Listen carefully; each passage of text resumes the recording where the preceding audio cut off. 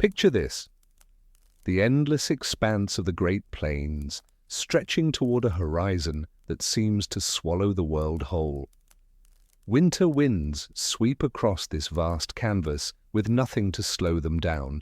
No mountains, no forests, just mile after mile of snow-covered grass that bends and whispers secrets to the gathering darkness. The temperature has dropped so low that your breath turns to ice crystals before it can fully leave your lips. And yet, scattered across this seemingly inhospitable landscape, small cones of light pierce the blue-black night, teepees glowing softly from within like enormous lanterns against the cold.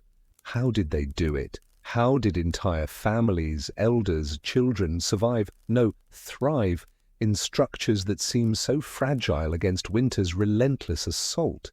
What forgotten knowledge allowed them to transform hide and wooden poles into sanctuaries of warmth when the world outside could kill with its cold breath? Before we step into this quiet journey through winter's hold on the early peoples of North America, I'd love a small favor. Tap the like button if your heart is ready to wander back in time with me tonight. Be sure to subscribe so you'll always be part of these late-night passages into history's forgotten corners. Leave a comment. Tell me where you're watching from and what time it is for you. Some of you may be awake in the stillness of night, others just beginning your morning, or somewhere in between.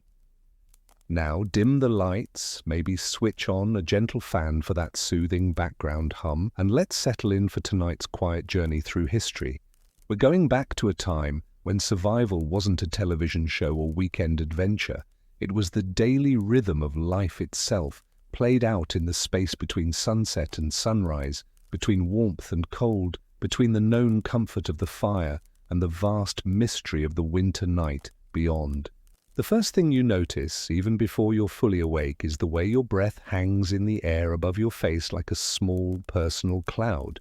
It's that moment between sleep and consciousness when your body hasn't yet remembered where it is, when the dreams of summer hunting grounds fade, and the reality of January on the northern plains settles over you like a heavy, familiar blanket.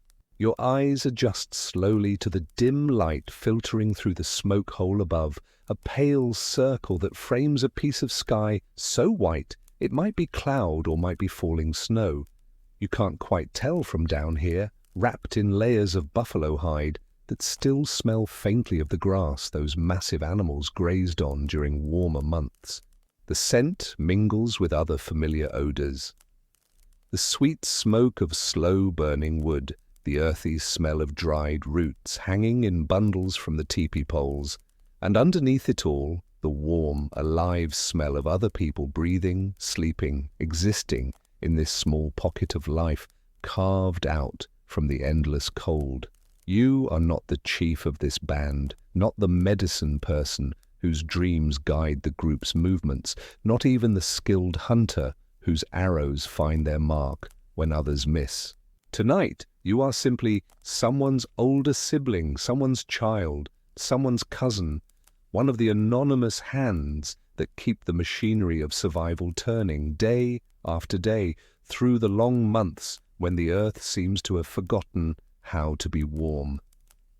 The fire at the center of the teepee has burned down to a bed of coals during the night, but it hasn't died. It never dies, not completely, because that would mean death for everyone in this hide-wrapped sanctuary. Someone, probably your grandmother, whose internal clock never seems to fail, has already fed it small sticks during the darkest hours, keeping it alive but not so bright that it would wake the children or waste precious fuel. You know, without looking, that frost has formed on the inner walls of the teepee during the night, despite the fire. You can feel the way the air moves differently near the edges, the way it seems to thicken and press against the hide walls like something alive, trying to push its way inside. But here, in the center, near the coals, wrapped in robes that your aunt spent weeks preparing and softening, the cold feels more like a distant threat than an immediate danger. The first task of every winter morning, sliding out from under those robes without letting too much warmth escape, without disturbing the person sleeping next to you, without moving so suddenly that you shock your body into full wakefulness before you're ready. It's a careful dance, this emergence into the colder air, this transition from the private warmth of sleep to the shared warmth of the waking tipi. Your feet find the packed earth floor, cold but not freezing thanks to the insulation of hides and the constant gentle heat from the fire. The floor itself tells a story of careful engineering that you've known since childhood but rarely think about consciously. Below the hides you sleep on, there are layers, dried grass, carefully arranged stones that absorbed heat during the day and now release it slowly back into the air. Sometimes even heated rocks that were warmed by the fire and placed strategically around the sleeping area before everyone bedded down for the night. The water situation presents the day's first real challenge.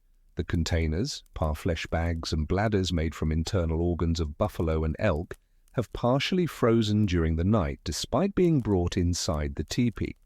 Not solid, but with that slushy, resistant quality that means you'll need to work to get water for the morning routine. You lift one of the containers carefully, feeling the weight shift as ice crystals redistribute inside.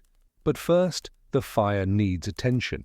This is perhaps the most critical skill of winter survival, something so fundamental that children learn it almost before they can walk properly. The coals are still warm, still holding that essential spark that connects your small group to life itself. You select pieces of wood from the carefully arranged pile, not the largest pieces, not yet, but small sticks that will catch quickly and bring the fire back to steady flame without creating too much smoke too quickly. The smoke is always a delicate balance in winter. Too little fire means cold and eventually death. Too much smoke too quickly, and the air inside becomes unbreathable, driving everyone outside into temperatures that are even more dangerous than bad air. The teepee's design handles this through its ingenious ventilation system, the smoke hole at the top, the adjustable flaps that can be positioned to create just the right draw, the way the curved walls encourage the smoke to rise and spiral upward rather than pooling at ground level where people breathe. You feed the fire carefully, watching as small flames begin to lick at the new fuel. The light grows gradually, pushing back the grey dimness and revealing more details of your small world. The hide walls painted with careful patterns that tell stories and mark spiritual protection. The arrangements of belongings, everything has its place because there is no wasted space in this carefully organized environment. Weapons lean against one section of the wall. Clothing and extra robes hang from other poles. Containers of food, medicines, and precious items are arranged where they can be easily reached but won't be accidentally disturbed. As the fire grows stronger, you can hear the sounds of other people beginning to stir. Someone's breathing changes from the deep rhythm of sleep to the lighter pattern of someone floating toward wakefulness. A child makes a small sound and settles again deeper into the robes. Outside, if you listen carefully, you can hear similar sounds from other teepees, the quiet pop and crackle of fires being rebuilt, the soft murmur of early voices, the sounds of a community coming to life in the depths of winter. The morning routine unfolds with practiced efficiency born of necessity. Water must be heated for drinking and for the various washing that keeps people healthy even in winter. Food needs to be prepared. Dried meat softened in warm water, perhaps some of the stored roots or berries mixed in, certainly some of the fat that provides essential calories for maintaining body heat in cold conditions. But every task requires you to negotiate with the cold. Stepping outside to gather snow for melting means exposing yourself to air that can steal the heat from your body in moments. The wind, always the wind on the plains, cuts through even the best-made winter clothing and finds every tiny opening, every place where hide or fur doesn't quite meet hide or fur.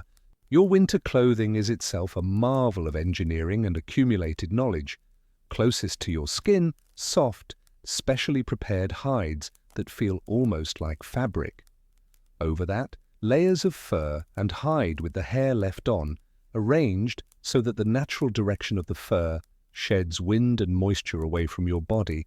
Your feet are wrapped in multiple layers, soft inner moccasins, then thicker outer ones, with dried grass or fur stuffed between them for insulation. Your hands, perhaps your most vulnerable extremity, are protected by mittens made from particularly thick fur, often with additional warming materials tucked inside. Even dressed this way, stepping outside is a shock. The cold hits your face like something solid, making your eyes water instantly, causing your nostrils to feel as though they're pinching shut. You move quickly, efficiently, scooping clean snow into containers and retreating back to the warmth as fast as possible. But even that brief exposure reminds you of how thoroughly the winter world wants to claim you, how constant and patient and overwhelming the cold can be.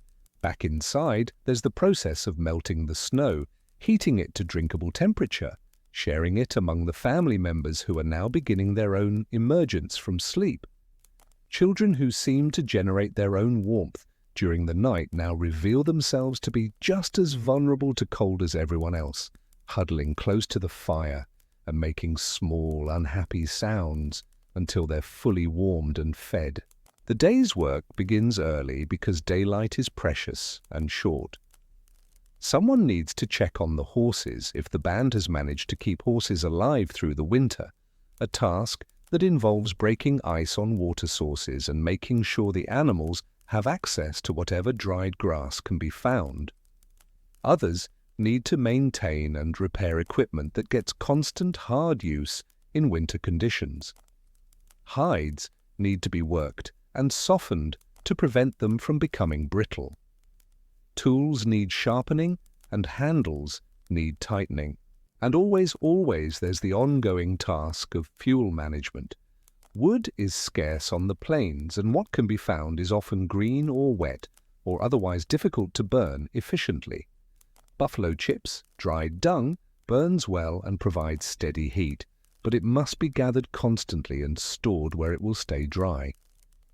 Everyone in the family, from children old enough to walk steadily to elders who can still move around, participates in the endless collection of anything that will burn.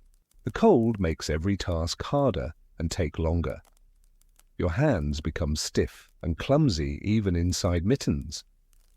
Metal tools become painful to touch directly. Leather and hide become rigid and difficult to work with. Simple tasks that would take minutes in warm weather stretch into longer, more complicated processes that must be completed in stages, with breaks to warm hands and rest muscles that tense against the cold. But perhaps most challenging of all is the way winter compresses social life into the small space of the tipi. During warm months, people can spread out, work alone or in small groups, have privacy and solitude when they need it. Winter forces everyone together into intimate proximity for months at a time. Every personality conflict, every small irritation, every difference of opinion gets magnified by the impossibility of escape.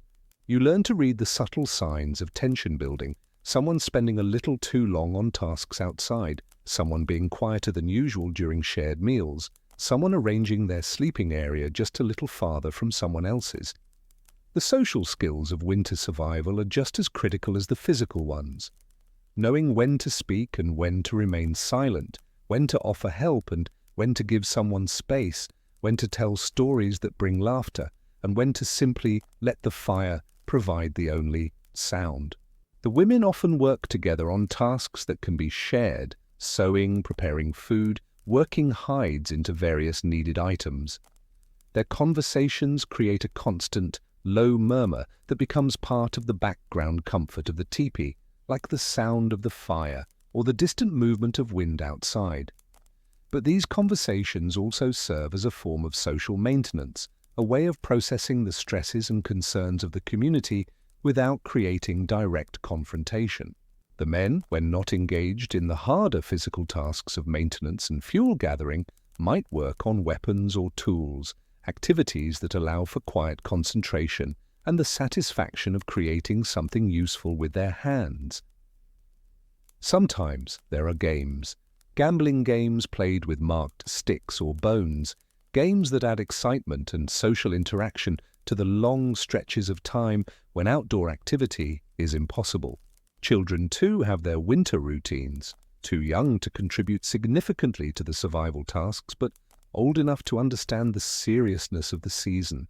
They play quiet games, listen to stories that teach cultural values and practical knowledge, and gradually learn the skills they'll need as adults.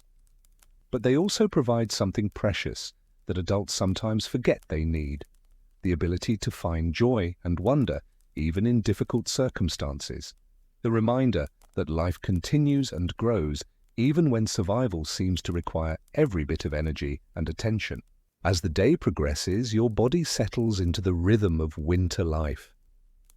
The constant slight chill that never quite goes away, the way you learn to move efficiently to conserve warmth, the automatic habits of staying close to the fire when possible and working quickly when you must be away from it.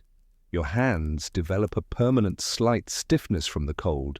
Your shoulders learn to hunch slightly in a posture that conserves body heat. Your feet learn to find the warmest spots on the teepee floor. Evening comes early, the pale winter daylight fading almost before it seems to have properly arrived. This is when the teepee transforms most completely into a sanctuary. Outside, the wind may be howling across the plains, carrying snow and dropping temperatures even further. Inside, the fire is built up for the night, providing both practical warmth and the psychological comfort of light and movement in the darkness. This is the time for storytelling, for the sharing of cultural knowledge that can only be passed on through spoken words. Stories about ancestors who survived even worse winters, stories about the relationships between humans and animals and spirits, stories that teach practical skills through narrative rather than direct instruction. The firelight flickers across faces as voices rise and fall, creating a sense of continuity that connects this cold night to all the cold nights that came before and all that will come after. Food becomes more elaborate in the evening when there's time to prepare it properly and fuel to cook it thoroughly. Dried meat is softened and flavored with precious stored seasonings. Fat is heated and mixed with berries or roots to create high-energy foods that will help bodies generate heat through the night. Sometimes there are special treats, foods that were prepared during the abundance of autumn and saved for the hardest part of winter. But even as the community gathers around the fire for warmth and social connection, there's an underlying awareness of vulnerability that never quite goes away. The hide walls of the teepee, so carefully constructed and maintained, still seem impossibly thin against the vastness of the winter night outside. The fire, so essential to life itself, depends entirely on the fuel that must be gathered piece by piece, day by day, from a landscape that offers very little. Sleep preparation becomes its own ritual as the evening winds down. Robes are arranged and rearranged to maximize warmth. Children are settled in the spots that will be warmest through the night. The fire is banked so that it will burn steadily without requiring attention for several hours, but not so brightly that it will consume too much fuel or fill the teepee with more smoke than necessary. And then, finally, you slide back under those heavy buffalo robes, feeling your body heat begin to warm the small pocket of space around you. You listen to the sounds of other people settling for the night, the rustle of hide and fur, the small sighs and murmurs as bodies relax into sleep position, the steady breathing of those who have already found their way into dreams. Outside, the wind continues its endless conversation with itself across the plains. Sometimes it rises to a howl that makes the teepee walls flutter and snap. Sometimes it dies down to a whisper that seems to promise even colder temperatures to come. But inside, wrapped in carefully prepared robes, surrounded by the warmth of other human beings and the steady glow of coals that will not be allowed to die. You drift towards sleep, knowing that you have successfully navigated another day in a world that demands everything you have to give just to see another sunrise. The rhythm of their days, these winter days, becomes as predictable and essential as breathing. Wake to cold air and the need to revive the fire. Work through the brief hours of daylight to maintain the conditions that make survival possible. Gather around the evening fire for warmth and human connection. Sleep deeply in the knowledge that tomorrow will bring the same challenges and the same small victories, the same careful balance between the warmth inside and the cold outside, the same triumph of human ingenuity and cooperation over the indifferent vastness of winter on the Great Plains. As the fire settles into its evening rhythm and our thoughts drift from the daily struggles of winter survival, let us turn our attention to one particular life, a life that unfolded in tipis, much like the ones we've been imagining, but a life that carved its own unique path through the traditional patterns of Plains existence. Her birth name was Biawacheeitchish, though history would come to know her by the English translation, Woman Chief. Born sometime around 1806 into the Gros Ventre people, she would become one of the most remarkable leaders of the Crow nation, a figure whose story illuminates not just individual courage, but the complex ways that winter survival and leadership intertwined in the world of the northern plains. Picture her first as a child, perhaps 8 or 9 years old, captured during one of those brutal raids that punctuated intertribal relations like violent storms punctuate peaceful weather. The Crow warriors who took her from her birth family during a winter attack could not have imagined they were acquiring someone who would eventually sit in their council meetings as an equal, whose voice would carry weight in decisions about when to move camp, where to hunt, how to negotiate with other tribes and with the encroaching American traders. But first, she was simply a child learning to survive winter in an unfamiliar tipi among people whose language she didn't speak, whose customs she had to observe and gradually understand. Imagine those early winter mornings when she woke not to the familiar voices of her birth family, but to the sounds of strangers beginning their daily routines. The same cold air, the same need to tend the fire, the same careful conservation of warmth and fuel, but now filtered through the anxiety of displacement, the uncertainty of not knowing whether she would ever be accepted as truly belonging to this new community. Her adoptive Crow father recognized something in her early, a restlessness perhaps, or a particular kind of intelligence that showed itself in the way she observed rather than simply obeyed, the way she seemed to understand not just the what of winter survival, but the why behind each careful practice.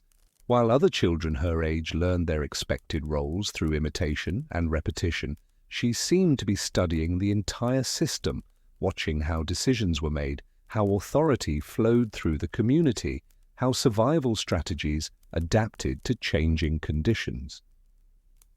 During those long winter evenings in the teepee, when stories were told and cultural knowledge was passed down through spoken words, she listened with an attention that went beyond normal childhood curiosity. She learned not just the Crow language, but the deeper grammar of Crow society, who spoke first in discussions, how disagreements were handled, what kinds of leadership were respected, and what kinds were merely tolerated. She absorbed the stories of great warriors and wise chiefs, but she also paid attention to the quieter stories of people who had survived impossible winters, who had found ways to keep their families alive when traditional methods failed. As she moved through adolescence, the expectations for her role began to crystallize in ways that created a kind of friction between her observed capabilities and the available paths for expressing them.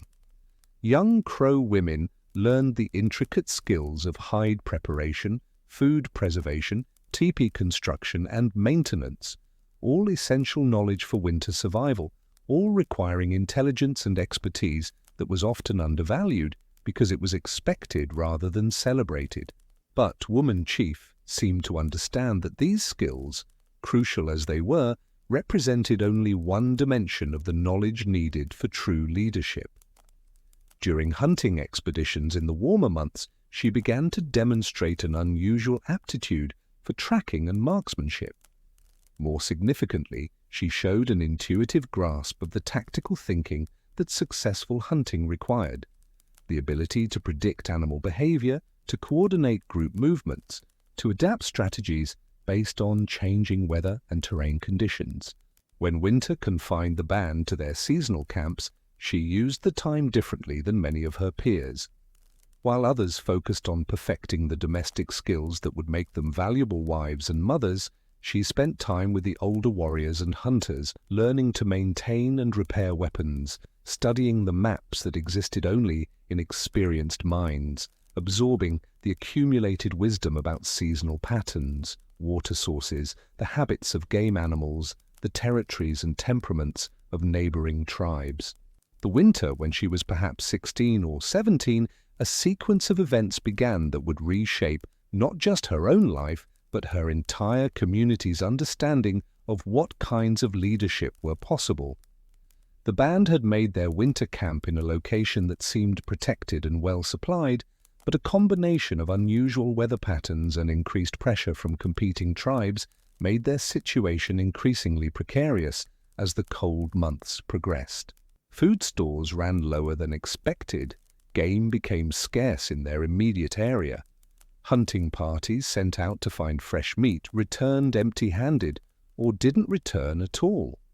As the winter deepened and conditions worsened, the traditional leadership structures began to show strain.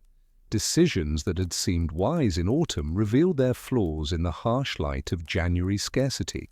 It was during this crisis that Woman Chief began to distinguish herself not just as someone with useful skills, but as someone with a fundamentally different approach to the problems of winter survival.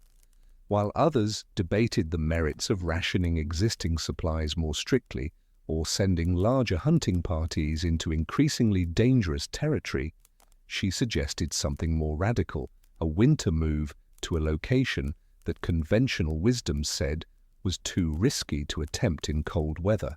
Her reasoning drew on knowledge that she had been accumulating for years, not just about the immediate area, but about weather patterns across a much broader territory, about the seasonal movements of game animals, about the strategic calculations of other tribal groups who might be facing similar difficulties. She had been listening not just to what people said during council meetings, but to what they didn't say, to the assumptions that shaped their decision-making, to the ways that traditional approaches might not be adequate for unprecedented challenges. The debate over her proposal stretched across several winter evenings, with the usual dynamics of Tipi politics playing out around the central fire. Older men who had earned their authority through proven success in warfare and hunting found themselves having to take seriously the suggestions of someone who had never led a war party or been formally recognized as a hunter.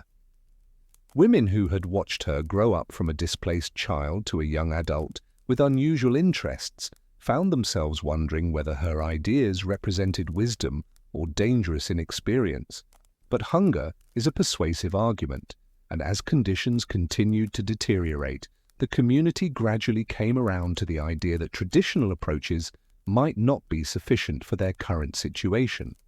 Woman Chief was given permission to lead a scouting expedition to evaluate the feasibility of the winter move she had proposed, not because anyone was entirely convinced she was right, but because the alternatives were becoming increasingly unattractive. The journey she led through the depths of winter demonstrated not just her individual capabilities, but her understanding of how to organize and motivate a group under the most challenging conditions. She selected her companions carefully, choosing people not just for their physical skills, but for their ability to work together under stress, their willingness to trust her judgment even when it contradicted their own instincts, their capacity to maintain morale when everything seemed to be going wrong. The route she chose balanced calculated risks with practical necessities. She led them across terrain that most experienced travelers would have avoided in winter, but she did so with careful attention to weather patterns, to the location of natural shelters, to the availability of fuel and water along the way. When they encountered unexpected obstacles, a river that was supposed to be frozen solid but turned out to have dangerous weak spots, a mountain pass that was blocked by more snow than anticipated, she adapted quickly, drawing on alternatives that she had apparently been considering all along. More importantly, she demonstrated the kind of leadership that winter survival often requires: the ability to make quick decisions with incomplete information, to maintain group cohesion when individual lives depend on collective cooperation, to balance optimism with realism in ways that keep people moving forward without ignoring genuine dangers. When her scouting party returned to the winter camp with news that the proposed move was not only feasible but potentially life-saving, the community faced a different kind of decision. It was one thing to send a small, mobile group to explore possibilities. It was quite another to pack up an entire winter camp: elders, children, pregnant women, sick people, all the accumulated supplies and equipment necessary for survival, and attempt a major relocation in the middle of the harshest season. Woman Chief spent the next several days working with the established leaders to plan the move in detail. Her role in these discussions was complex and unprecedented. She was clearly the person with the most relevant knowledge about the route and destination, but she was also someone whose authority existed outside the normal structures of band leadership. The solution that emerged was itself a kind of innovation. She would serve as guide and strategic advisor for the move, while official leadership remained with the traditional council of respected men. The winter migration that followed tested everyone involved in ways that peaceful Tipi life, however challenging, rarely did. Packing a winter camp for movement meant making brutal decisions about what could be carried and what had to be left behind. Tipis had to be disassembled and loaded onto travois in weather that made every task exponentially more difficult. Children who had been confined to warm spaces for months suddenly had to endure long days of travel in conditions that tested the limits of their endurance. Woman Chief moved through the migrating band like a coordinator of complex logistics, checking on the pace of different family groups, monitoring the condition of people and animals, watching weather patterns for signs of storms that might require emergency shelter, adjusting the route based on conditions that changed hourly. She seemed to be everywhere at once, helping to repair equipment that broke down under the stress of winter travel, scouting ahead for obstacles or opportunities, managing the hundreds of small crises that arise when an entire community tries to move across a hostile landscape. But perhaps most remarkably, she did all of this while maintaining the delicate social balances that made the migration possible. Her authority came not from traditional sources but from demonstrated competence, which meant that it had to be constantly renewed through successful decision-making. She had to be right often enough that people continued to trust her judgment, but she also had to be wrong gracefully enough that occasional mistakes didn't undermine her overall credibility. The destination she had chosen proved to be everything she had promised: a sheltered valley with adequate water, sufficient game to supplement their dwindling food stores, and natural features that provided protection from the worst winter weather. More importantly, the move had demonstrated that the band possessed capabilities they hadn't fully realized, that they could adapt to extreme circumstances, that leadership could emerge from unexpected sources, that survival sometimes required abandoning conventional wisdom in favor of innovative approaches. The rest of that winter unfolded in a new rhythm. Woman Chief's role in the community had fundamentally changed. She was no longer simply a young woman with unusual interests and abilities. She had become someone whose judgment carried weight in council meetings, whose opinions were sought when important decisions had to be made, whose leadership was accepted even by people who had initially been skeptical of her unconventional path. But this transformation also created new challenges. Success brought visibility, and visibility brought scrutiny from people both within her own band and from other tribal communities who heard stories about the Crow woman who led like a war chief but had never been officially recognized as one. Some viewed her as an inspiring example of individual capability transcending social expectations. Others saw her as a dangerous disruption of natural order, someone whose success might encourage other women to abandon their proper roles and seek inappropriate kinds of authority. Woman Chief navigated these complex reactions with the same strategic intelligence she had brought to winter survival. She understood that her continued effectiveness depended not just on her individual capabilities, but on her ability to work within and gradually reshape existing social structures. She couldn't simply ignore traditional expectations, but she also couldn't allow those expectations to completely constrain her contributions to her community's welfare. Over the following years, her reputation expanded beyond her immediate band to encompass a much wider territory. Other tribal leaders sought her advice on matters of strategy and diplomacy. Trading posts began to recognize her as someone with the authority to negotiate on behalf of her people. Government officials, when they encountered her, had to grapple with the unfamiliar challenge of dealing with a Native American leader who didn't fit their preconceptions about either women's roles or tribal power structures. But through all of this expanding influence and recognition, the fundamental core of her leadership remained rooted in the practical wisdom she had developed during those early winters in Crow Tipis. She understood survival not as an individual achievement, but as a collective effort that required everyone's contributions.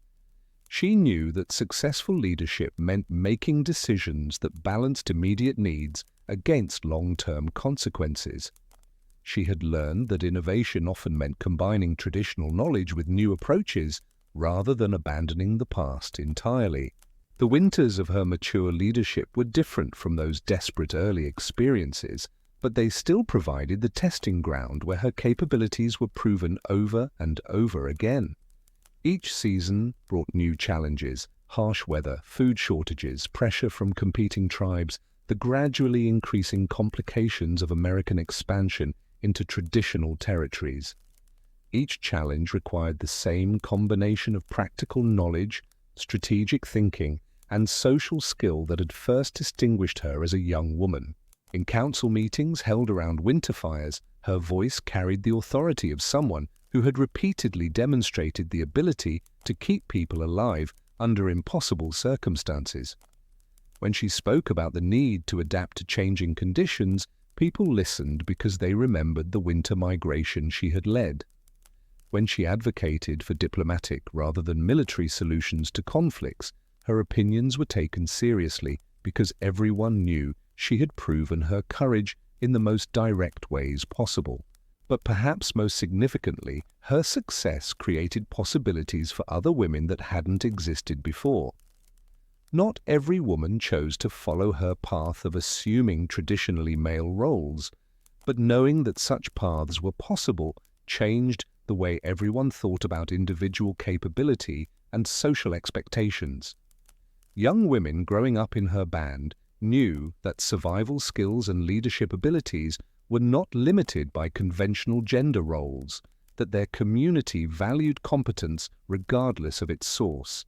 The firelight flickers across the walls of our imagined tipi as we consider this remarkable life, this story of someone who transformed not just her own possibilities, but her entire community's understanding of what kinds of leadership were needed for survival in a challenging world. Woman Chief's winters were filled with the same daily tasks we explored earlier: tending fires, melting snow, maintaining equipment, managing the complex social dynamics of people confined in small spaces for months at a time. But layered onto these ordinary challenges was the additional dimension of leadership itself, the responsibility for making decisions that affected not just her own survival, but the survival of everyone who depended on her judgment. The weight of knowing that her success or failure would determine whether children woke up warm or cold, whether elders lived through another winter or didn't, whether the band emerged from the harsh season stronger and more unified or weakened by internal conflict and external pressure. As our attention drifts from her particular story toward the broader mysteries of winter survival in Tipi communities, we carry with us the knowledge that individual lives and collective survival were inseparably intertwined. The same practical skills that kept families alive through harsh winters also provided the foundation for leadership that could guide entire communities through challenges that no one had faced before. The wind outside continues its endless conversation with itself across the plains, but inside the circle of firelight, human ingenuity and human cooperation created spaces where life could not just survive, but flourish, where remarkable individuals could emerge to expand everyone's understanding of what was possible in a world that seemed determined to test the limits of human endurance and adaptability. Let us now drift from individual stories into something deeper and more mysterious, the quiet engineering marvels that made winter survival possible at all. As our fire settles into its nighttime rhythm and the wind whispers its ancient songs across the plains, we find ourselves drawn into one of history's most elegant puzzles. How did a structure made of animal hides and wooden poles create sanctuary from temperatures that could kill a person in minutes? Modern archaeologists and engineers have spent decades trying to fully understand the thermal dynamics of the traditional tipi. They've built computer models, constructed experimental replicas, measured heat flow and air circulation patterns with sophisticated instruments. Universities have devoted entire research programs to unraveling these mysteries, bringing together specialists in thermodynamics, materials, science, anthropology, and atmospheric physics. Yet something about the Tipi's winter performance continues to elude complete scientific explanation. The oral traditions of plains peoples contain hints and fragments of knowledge, but the complete system, the integration of materials, design, and human behavior that made winter warmth possible, remains partially wrapped in mystery. Consider the basic physics of the challenge. A tipi is essentially a cone-shaped tent, its walls made from materials that, by modern standards, would be considered poor insulation. Buffalo hide, elk hide, deer skin, these materials have some insulating properties, but nothing like the thermal barriers we've learned to expect from contemporary building materials. Modern fiberglass insulation has an R-value, thermal resistance, of roughly 3.0 per inch, while processed animal hides rarely exceed 0.5 per inch. The structure has a large opening at the top for smoke to escape, creating what should be a massive heat loss problem. The walls meet the ground in a circle that, despite careful arrangement, cannot be perfectly sealed against air infiltration. And yet, families regularly survived entire winters in these structures, maintaining interior temperatures that were not just survivable, but genuinely comfortable, even when exterior temperatures dropped to 40 or 50 degrees below zero. Historical accounts from traders, military officers, and early anthropologists consistently describe entering winter tipis and finding warm, pleasant environments where children played inside these spaces wearing minimal clothing. Elders lived through season after season of harsh weather, often reaching advanced ages that would have been remarkable even by modern standards. People worked on detailed, intricate tasks that required steady hands and good visibility: beadwork, quillwork, tool-making, hide preparation, suggesting interior conditions that were not just warm enough for survival, but actually pleasant enough for normal life activities. The first layer of this mystery lies in the tipi's shape itself. That distinctive cone profile isn't arbitrary. It represents a sophisticated understanding of how air moves and how heat behaves in enclosed spaces. The pointed top creates a natural chimney effect, drawing air upward and outward through the smoke hole while pulling fresh air in around the base. But this airflow has to be carefully managed with the precision of a modern HVAC system. Too much circulation and the interior becomes as cold as the outside. Too little, and smoke builds up to dangerous levels, creating not just discomfort, but potentially fatal carbon monoxide poisoning. The angle of the teepee walls, typically between 60 and 70 degrees from horizontal, represents an optimal compromise between multiple engineering requirements. Steeper angles would create better chimney draw, but reduce interior space and make the structure less stable in high winds. Shallower angles would provide more living space but create poor ventilation and make the structure more susceptible to snow loading. The traditional angle maximizes interior volume while maintaining structural integrity and optimal airflow characteristics. The smoke flaps, those adjustable panels that can be positioned to control the opening at the teepee's peak, function like a primitive but highly effective ventilation system. These weren't simple flaps but sophisticated aerodynamic devices, often reinforced with additional poles and carefully shaped to create specific airflow patterns. Experienced teepee dwellers could read wind direction, temperature, barometric pressure, and weather patterns, then adjust these flaps to create exactly the right amount of draw. When positioned correctly, they created a Venturi effect that pulled smoke up and out while minimizing heat loss. The Venturi principle, which wouldn't be formally described by physics until the 18th century, was being applied with remarkable precision by plainspeoples centuries earlier. When storms threatened or temperatures dropped to dangerous levels, the smoke flaps could be adjusted to nearly close the opening while still maintaining enough airflow to prevent carbon monoxide poisoning. This required intimate knowledge of how different wind conditions affected interior air quality, how various fire intensities changed ventilation requirements, and how outdoor temperature fluctuations altered the chimney effect. The adjustment of smoke flaps was both science and art, requiring constant attention and subtle modifications based on changing conditions. But the real secrets of teepee warmth lie in techniques that archaeological evidence can only hint at, knowledge that was passed down through generations of winter survivors and has largely been lost to contemporary understanding.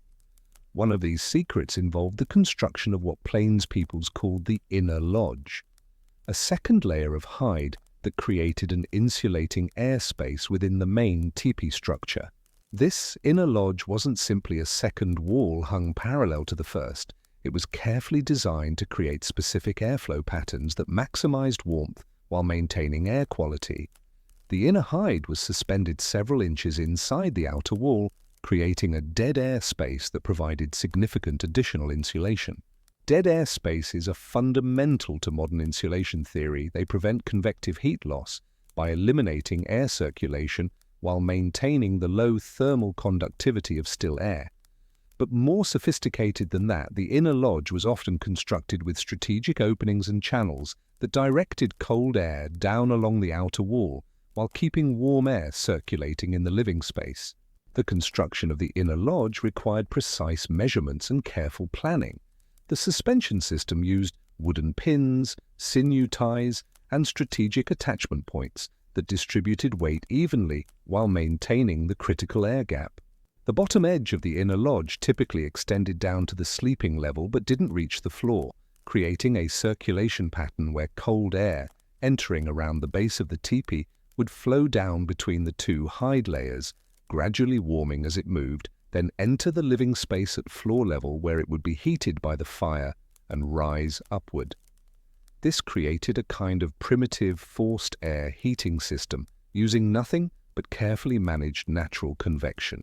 The physics of this system are remarkable in their elegance. Cold, dense air entering through inevitable gaps around the teepee's base would naturally sink and flow along the ground. By channeling this air between the inner and outer walls, it was preheated through contact with the warmer outer wall before entering the living space. Meanwhile, warm air heated by the central fire would rise toward the smoke hole, creating a circulation pattern that maintained comfortable temperatures throughout the interior space while preventing dangerous stratification where cold air pooled at ground level. Archaeological investigations of historic teepee sites have revealed evidence of even more sophisticated thermal management techniques. Excavations have uncovered arrangements of stones that appear to have been used as thermal batteries, rocks that were heated during the day by being placed near or even in the fire, then positioned around the sleeping areas to release warmth slowly throughout the night. These stone arrangements show evidence of careful selection for thermal properties, with different types of rocks chosen for their ability to absorb, store, and gradually release heat. River stones, with their dense composition and smooth surfaces, were preferred for thermal storage applications. Volcanic rocks, despite their insulating properties, were avoided because they could retain moisture and explode when heated. Sandstone and limestone were sometimes used for their intermediate thermal characteristics and their ability to be shaped for specific applications. The arrangement of these thermal batteries shows sophisticated understanding of heat transfer principles. Stones were positioned to maximize radiant heating of sleeping areas while minimizing heat loss to the ground. Some sites show evidence of underground heating systems that seem almost impossibly advanced for what we typically imagine as nomadic technology. Shallow trenches were dug beneath sleeping areas and filled with heated stones, then covered with layers of hides and earth to create radiant floor heating. The thermal mass of the stones could store enough heat to keep sleeping spaces warm for 6 to 8 hours, long enough to get through the coldest part of the night when fires were banked low to conserve fuel. These underground heating systems required sophisticated understanding of soil thermal conductivity, moisture management, and heat distribution. The trenches were typically 8 to 12 inches deep, just enough to provide thermal mass while preventing heat loss to deeper, colder soil layers. They were lined with specially prepared materials, often strips of birch bark or layers of dried grass, that prevented moisture infiltration while allowing efficient heat transfer upward. The placement of these heating trenches shows evidence of careful planning and engineering calculation. They were positioned to take advantage of natural ground contours, drainage patterns, and prevailing wind directions. Some sites show multiple interconnected trenches that created zones of different temperatures for different family members, with the warmest areas reserved for children and elders, moderate temperatures for healthy adults, and cooler areas for storage of temperature-sensitive materials. But perhaps the most intriguing mystery involves the sophisticated understanding of human thermal comfort that these winter survival systems demonstrate. Modern research has revealed that maintaining warmth in extreme cold isn't just about raising air temperature. It involves managing humidity, air circulation, radiant heat sources, and the thermal properties of materials that come into contact with human skin. The human body's thermal comfort zone is remarkably narrow, requiring not just adequate temperature but also proper humidity levels, air movement, and radiant heat balance. The arrangement of materials inside a winter teepee shows evidence of deep knowledge about all these factors. Sleeping areas were constructed in layers that managed moisture while providing insulation. The bottom layer often consisted of carefully arranged branches or dried grass that provided both cushioning and air circulation underneath sleeping bodies. These materials were specifically chosen and prepared. Willow branches were preferred for their flexibility and natural antimicrobial properties, while prairie grasses were selected for their hollow stems that created insulating air spaces. Over this foundation layer, successive layers of tanned hides created barriers against ground cold, while allowing moisture from breathing and body heat to move away from sleeping people rather than collecting in bedding. The specific sequence of these layers represented sophisticated understanding of vapor barrier principles and moisture management. Inner layers were made from soft, breathable hides that wickeded moisture away from the body. Middle layers provided insulation while maintaining breathability. Outer layers were treated with natural water-repelling substances that prevented ground moisture from reaching sleeping areas while still allowing vapor transfer. The specific types of hides used for different purposes within the teepee also reveal sophisticated understanding of material properties. Buffalo hides, with their thick, dense fur, were preferred for the outer walls because they provided maximum protection against wind and precipitation. The guard hairs of buffalo hide create a natural wind barrier, while the dense undercoat provides insulation. But for inner layers and sleeping materials, the lighter, softer hides of deer or elk were chosen for their different thermal characteristics and their ability to be processed into materials that felt comfortable against human skin. Deer hide, when properly brain-tanned, becomes remarkably soft and flexible while maintaining excellent thermal properties. Its cellular structure allows for breathability while providing insulation, and its natural oils create moisture-wicking properties that help maintain comfort during sleep. Elk hide, being thicker and more durable, was often used for intermediate layers where durability was important, but maximum softness wasn't required. Even the preparation of these hides involved techniques that enhanced their thermal performance in ways that modern science is only beginning to understand. The traditional brain tanning process, in addition to making hides soft and flexible, also created microscopic changes in the hide structure that improved its insulating properties. The brain matter used in tanning contains specific enzymes and lipids that alter the protein structure of collagen fibers, creating a material that is both more flexible and more thermally efficient than raw hide. The oils and fats used in this process didn't just preserve the material, they created a kind of natural waterproofing that helped maintain insulation effectiveness even in humid conditions. Bear fat, beaver oil, and rendered buffalo fat were commonly used, each chosen for specific properties. Bear fat provided excellent waterproofing, but could become rancid if not properly processed. Beaver oil offered superior moisture resistance and remained effective at low temperatures.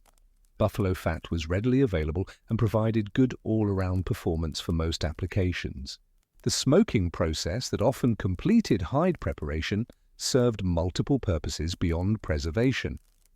The specific woods used for smoking, often willow, cherry, or oak, imparted chemical compounds that provided additional water resistance, natural antimicrobial properties, and even insect-repelling characteristics. The smoking process also created microscopic changes in the hide's surface that enhanced its ability to shed water while maintaining breathability. The fire management techniques used inside winter teepees represent another layer of thermal engineering that combine practical knowledge with what can only be described as artistic skill. Maintaining the right kind of fire for winter survival isn't simply a matter of burning enough fuel to generate heat. The type of wood, the arrangement of burning material, the timing of fuel additions, even the specific shape and size of the fire, all of these variables had to be managed to create steady, efficient heat without producing dangerous levels of smoke or consuming precious fuel resources too quickly. Different types of wood burned at different temperatures and produced different amounts and qualities of smoke. Experienced winter survivors knew exactly which species to use for different purposes and at different times of day and night. Hardwoods like oak, ash, and maple provided long-burning coals that could maintain steady heat for hours with minimal attention. These were preferred for overnight fires when constant tending wasn't practical. Softwoods like pine and cedar ignited quickly and burned hot, making them ideal for rapidly warming a cold teepee or for cooking applications where high heat was needed quickly. But the selection went far beyond simple hardwood versus softwood categories. Birch bark was prized as tinder because it ignited easily even when damp and burned with a clean, hot flame. Dried grasses and prepared punkwood provided intermediate burning materials that bridged the gap between tinder and larger fuel pieces. Different types of dried animal dung, buffalo, elk, deer, each burned with different characteristics and were used for specific purposes when wood was scarce. The arrangement of burning materials followed patterns that maximized both heat output and fuel efficiency. The traditional tipi fire wasn't simply a pile of burning wood, but a carefully constructed system designed to burn efficiently while producing minimum smoke. Fuel pieces were arranged in specific patterns, sometimes in a star configuration with ends feeding gradually into the center, sometimes in a log cabin structure that promoted even burning and good air circulation. The size and shape of the fire were adjusted based on outdoor conditions, interior heating requirements, and available fuel supplies. During extreme cold, larger fires with more radiating surface area provided maximum heat output. During milder conditions or when fuel was limited, smaller, more efficient fires conserved resources while maintaining adequate warmth. The fire's position within the teepee was also carefully considered, slightly off-center to create better air circulation, positioned to take advantage of natural draft patterns, located to provide optimal heat distribution to sleeping and working areas. Quick-burning woods for rapidly heating a cold teepee included dry cottonwood, which ignited easily and burned fast with good heat output, but little lasting coal base. Aspen provided similar quick-burning characteristics and was often used for morning fires when rapid warming was needed. Cedar offered the additional benefit of pleasant aroma and natural insect-repelling properties, making it popular for enclosed spaces. Slow-burning woods for maintaining steady overnight warmth included oak, which created long-lasting coals that could be banked and revived hours later. Hickory provided excellent coals and burned with steady heat output. Hard maple created dense, long-burning coals that maintained consistent temperatures with minimal attention. These hardwoods were carefully conserved and used strategically when long-term heat was more important than quick temperature changes. Aromatic woods for creating pleasant interior environments during long periods of confinement included cherry, which provided a sweet, pleasant smoke when properly seasoned.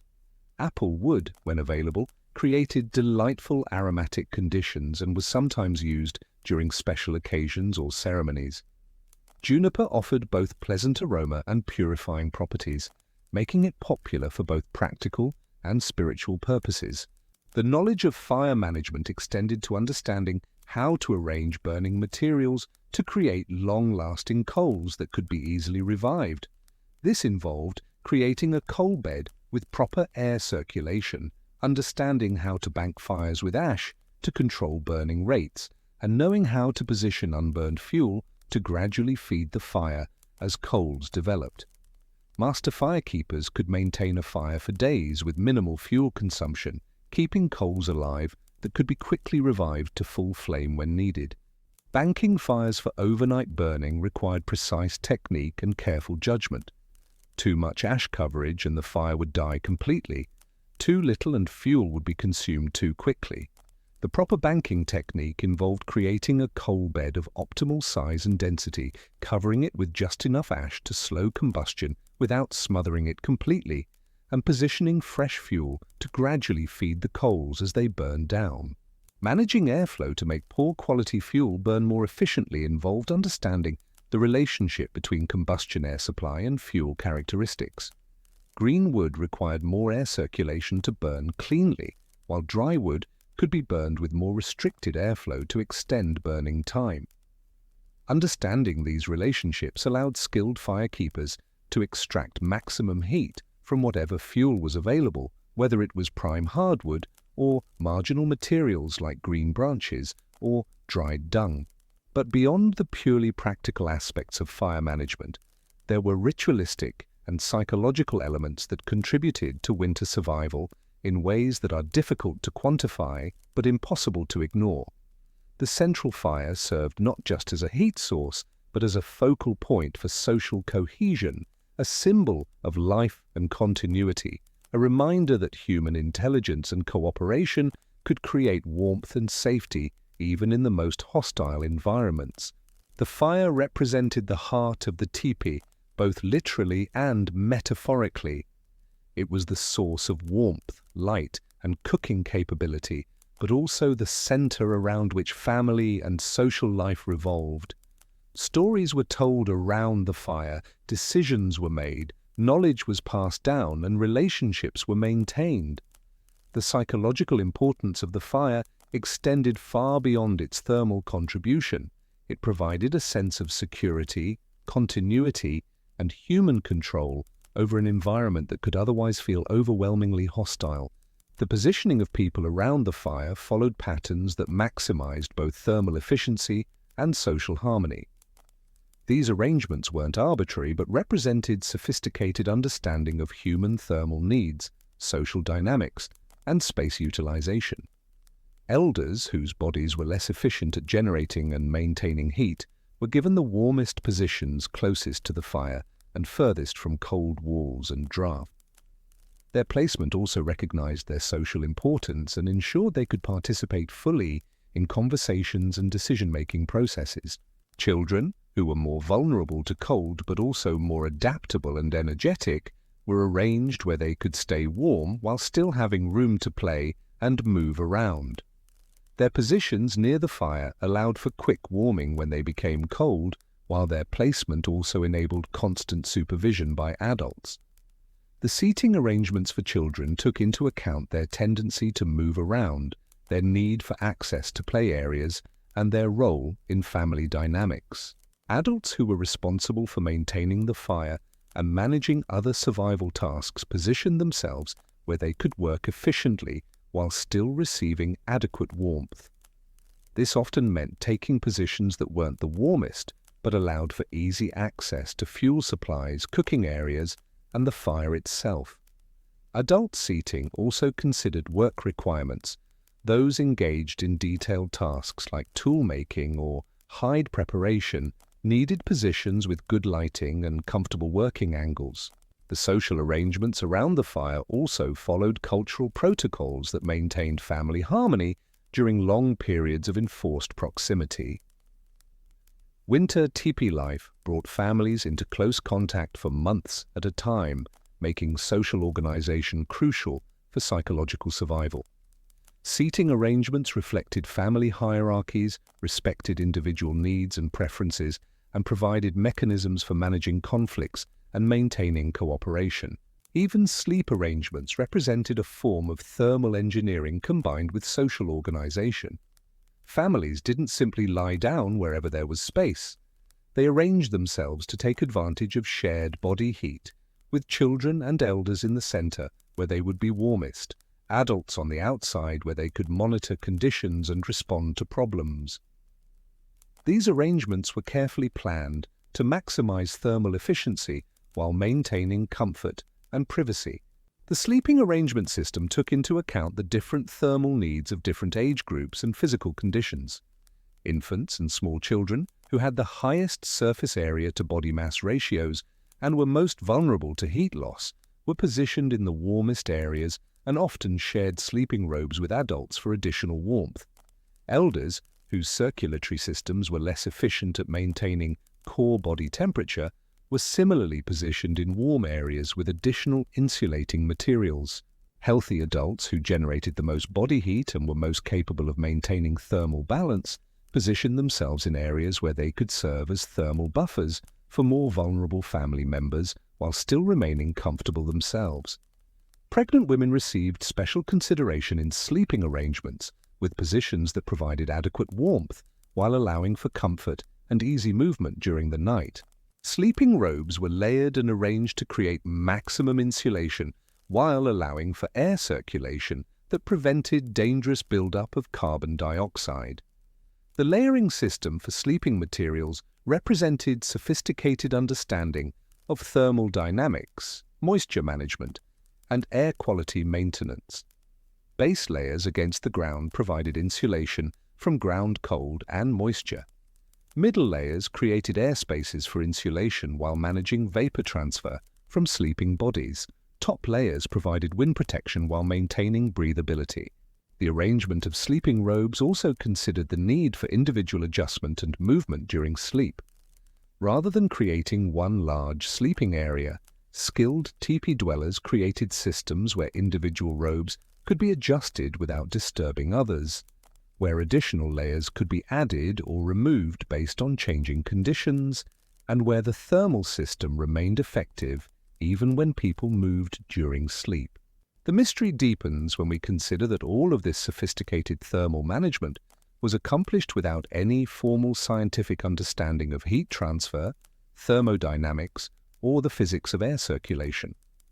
The knowledge was entirely empirical, passed down through generations of winter survivors who learned what worked through direct experience, who refined techniques through trial and error, who understood cause and effect relationships without necessarily understanding the underlying scientific principles.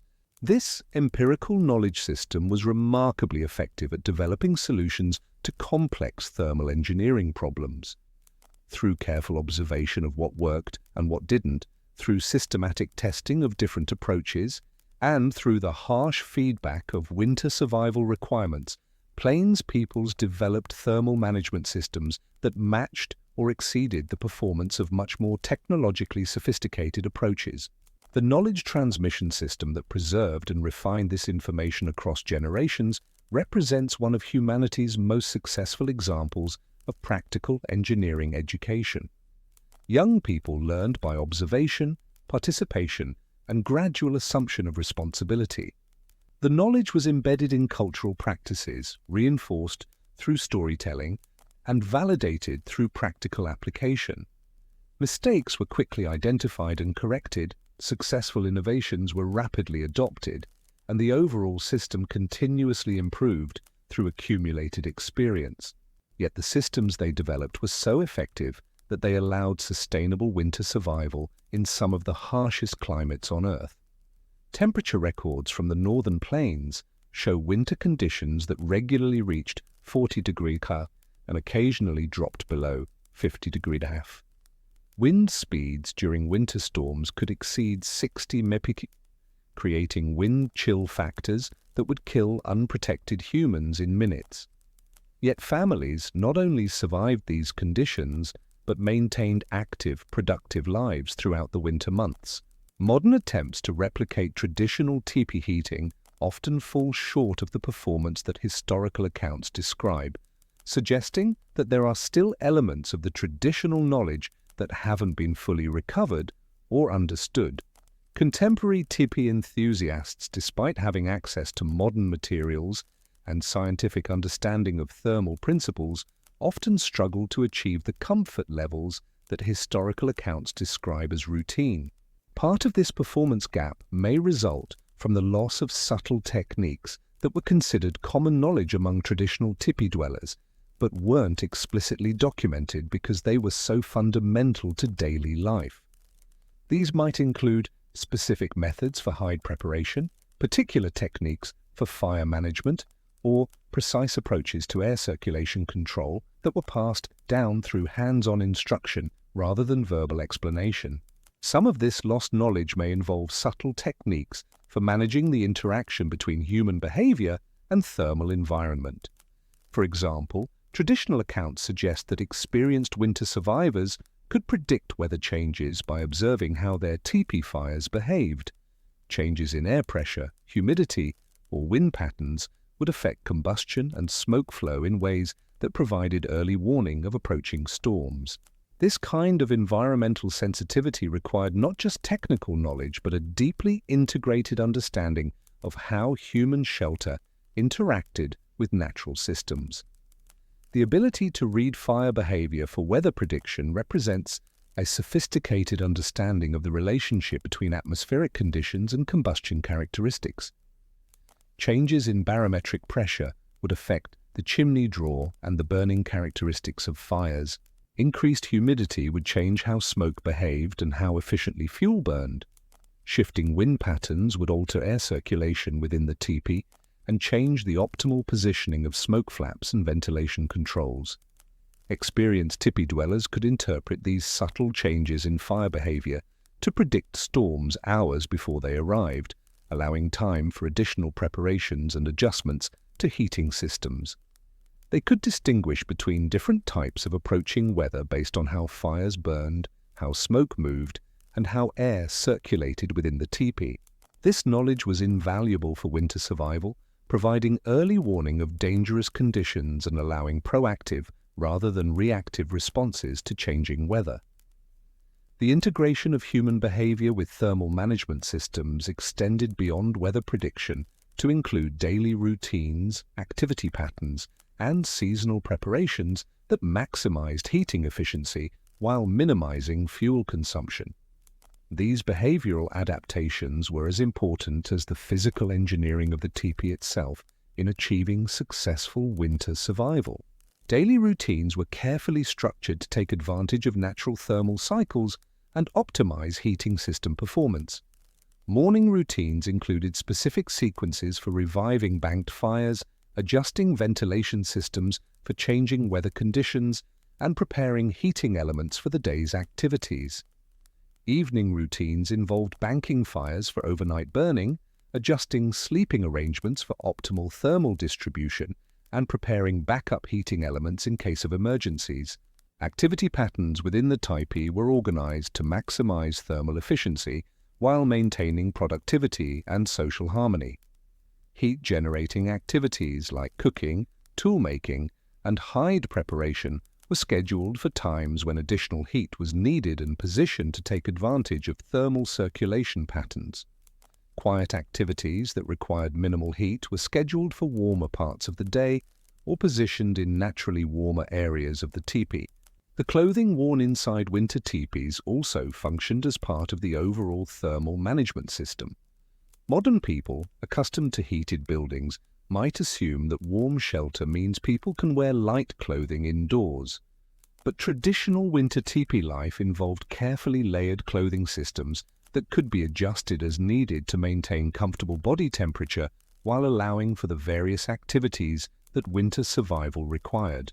These clothing layers weren't just randomly piled on, they represented sophisticated understanding of how different materials and arrangements affected human thermal comfort. The layering system allowed for fine-tuned temperature control that couldn't be achieved through shelter heating alone. Base layers of soft, processed hides kept skin comfortable while managing moisture from body heat and physical activity. These base layers were carefully prepared to be soft against the skin while providing thermal insulation and moisture-wicking properties. Middle layers provided bulk insulation while allowing flexibility for movement and work. These layers could be added or removed as needed based on activity level, time of day, and external conditions. The materials chosen for middle layers balanced insulation properties with durability and ease of adjustment. Outer layers could be added or removed as people moved between different areas of the teepee or engaged in different activities, providing additional thermal protection when needed while allowing cooling when activity levels increased. The feet, hands, and head. The body parts most vulnerable to heat loss received special attention through techniques that modern cold weather gear still struggles to match. The extremities are particularly vulnerable to cold because of their high surface area to volume ratios and their distance from the body's core heat sources. Traditional winter survival clothing addressed these vulnerabilities with sophisticated approaches that provided thermal protection while maintaining functionality. Moccasins weren't just foot coverings, but complete thermal management systems with multiple layers, strategic air spaces, and materials chosen for their specific thermal properties. The construction of winter moccasins involved several distinct layers, each serving specific thermal and practical functions. The inner layer, often made from soft rabbit fur or processed deer hide, provided comfort and moisture management against the foot. Middle layers created insulating air spaces while providing cushioning and structural support. Outer layers provided durability and weather protection while maintaining flexibility for walking. The insulation systems used in traditional moccasins included dried grasses, animal fur, down feathers, and specially prepared materials that created dead air spaces for thermal protection. These materials were carefully selected and prepared to maintain their insulating properties even when compressed or dampened. Grass insulation was often treated with natural water-repelling substances to maintain effectiveness in wet conditions. Fur insulation was prepared to maintain loft and thermal properties even after extended use. Hand coverings ranged from thin, flexible mittens for detailed work to thick, heavily insulated ones for outdoor tasks, with various intermediate options for different situations. The diversity of hand protection systems reflected the variety of activities that winter survival required and the need to maintain dexterity while providing thermal protection. Light mittens allowed for detailed work like sewing, tool-making, and food preparation while providing basic thermal protection. Heavy mittens provided maximum thermal protection for outdoor activities like wood gathering, snow clearing, and emergency repairs. Intermediate hand coverings filled the gap between these extremes, providing various combinations of thermal protection and dexterity for different tasks. Some designs used removable outer layers that could be quickly added or removed as needed. Others used strategic openings that allowed temporary finger access for specific tasks while maintaining overall thermal protection. The head covering systems used in winter teepees represented sophisticated understanding of the critical role of head insulation in maintaining overall body thermal balance. The human head can account for up to 40% of total body heat loss in cold conditions, making effective head insulation crucial for winter survival. Traditional head coverings were designed to provide thermal protection while allowing for comfort, vision, and communication within the teepee environment. Winter head coverings ranged from light caps for indoor use to heavy, fully insulated hoods for extreme conditions. The materials and construction techniques varied based on intended use and available resources. Fur-lined caps provided excellent insulation while maintaining breathability. Layered systems allowed for adjustment based on changing conditions. Specialized designs provided protection for ears, neck, and face areas that were particularly vulnerable to heat loss. As the night deepens around our imagined fire and these mysteries of thermal engineering drift through our consciousness like smoke rising toward the stars, we find ourselves marveling at the depth of knowledge that winter survival required. Every aspect of teepee life, from the angle at which hides were sewn together to the specific way sleeping robes were arranged to the timing of when fires were fed additional fuel, represented accumulated wisdom about how to maintain human comfort and safety in an environment that seemed designed to make such survival impossible. The integration of all these systems, structural, thermal, behavioral, and cultural, created a winter survival capability that sustained human communities for thousands of years in some of Earth's most challenging environments. The sophisticated understanding of thermal dynamics, materials science, and human physiology that these systems demonstrate rivals anything developed by modern engineering, yet it was achieved through entirely natural means and traditional knowledge systems. The people who developed these techniques didn't have the luxury of scientific instruments or controlled experiments. They learned through the most direct possible feedback. Success meant surviving the winter. Failure meant death. This harsh but effective feedback system drove continuous refinement and improvement of thermal management techniques. Families and communities that developed more effective approaches survived and passed their knowledge to the next generation. Those who failed to master winter thermal management didn't survive to pass on their knowledge. Yet the systems they created were so elegant and effective that they supported thriving communities for thousands of years, allowing human culture to flourish even in some of the most challenging environments on the planet. Archaeological evidence shows continuous human occupation of the northern plains for millennia, with communities that not only survived harsh winters, but developed rich cultural traditions, sophisticated social systems, and complex trade networks. The cultural achievements that these winter survival systems made possible included elaborate artistic traditions, complex spiritual practices, sophisticated governance systems, and extensive knowledge preservation methods. The security provided by effective winter thermal management allowed communities to invest time and energy in activities beyond mere survival. Art, music, storytelling, and ceremonial practices flourished because basic survival needs were reliably met. And perhaps most remarkably, they accomplished all of this using only materials that the natural world provided and techniques that could be learned and passed down through spoken instruction and direct observation. No external energy sources, no manufactured materials, no complex tools, just human intelligence applied to the fundamental challenge of staying warm enough to live through another winter night. The sustainability of these systems represents one of their most impressive characteristics.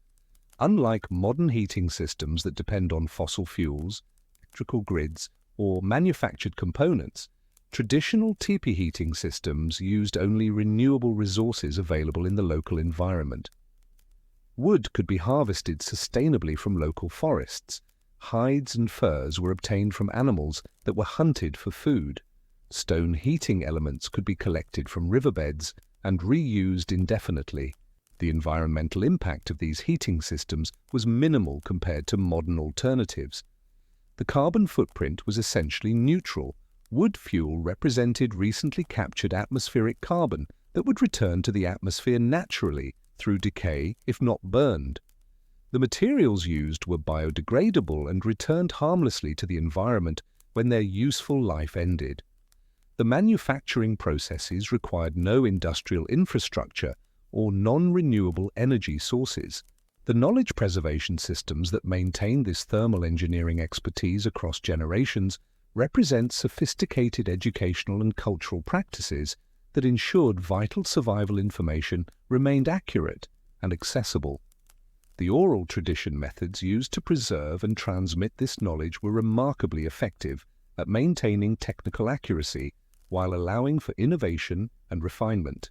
Stories, songs, and ceremonial practices encoded technical information in forms that were memorable, engaging, and resistant to corruption over time. The integration of technical knowledge with cultural practices ensured that essential survival information was preserved even during periods of social disruption or environmental change. The teaching methods used hands-on instruction, gradual skill development, and multiple opportunities for practice and feedback. The wind continues its ancient conversation outside our teepee walls, carrying with it the voices of countless generations who mastered the art and science of winter survival.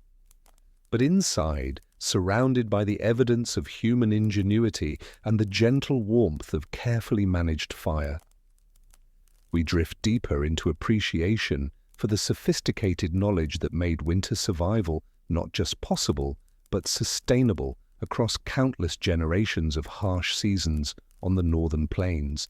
In this warm sanctuary created by accumulated wisdom and practical skill, we find ourselves humbled by the depth of knowledge required for winter survival and inspired by the human capacity for innovation, adaptation, and the preservation of life-sustaining wisdom. The mysteries of teepee thermal engineering remind us that sophisticated solutions to complex problems can emerge from careful observation, empirical testing, and the accumulated experience of communities committed to survival and prosperity in challenging environments. The legacy of this traditional knowledge extends far beyond historical interest. As modern society faces challenges related to energy efficiency, sustainable building practices, and climate adaptation, the principles and techniques developed by plains peoples offer valuable insights and inspiration. Their achievement of thermal comfort using minimal energy and renewable materials provides models for contemporary sustainable design and low-energy building systems. The integration of human behavior with technical systems demonstrated in traditional teepee life offers lessons for modern approaches to energy-efficient living and climate adaptation.